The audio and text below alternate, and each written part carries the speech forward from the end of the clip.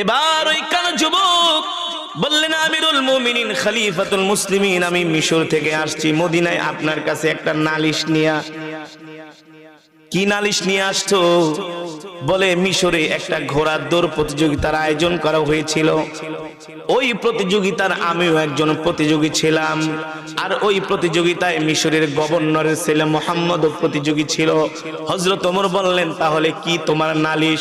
বললে, দেখেন আমিরুল মুমিনিন, আমি যখন ঘোড়া দৌড়াইয়া ফার্স্ট হওয়ার জন্য, 1 নাম্বার হওয়ার জন্য প্রাণপণ চেষ্টা করছিলাম, আমার ঘোড়া দৌড়াতে দৌড়াতে গভর্নরের ছেলের আগে চলে গেল। গভর্নরের ছেলে আমাকে ডাকতেছে, তার পিছে পিছে যাবার জন্য আমি শুনি নাই। আমি 1 নাম্বার হওয়ার জন্য প্রাণপণ চেষ্টা করেছি। যখন আমি গভর্নরের কথা শুনলাম না, গভর্নরের ছেলের কথা, সে আমাকে ডাক দিয়া বলে, আনা কারিব, আমি তোর চাইতে সম্মানী।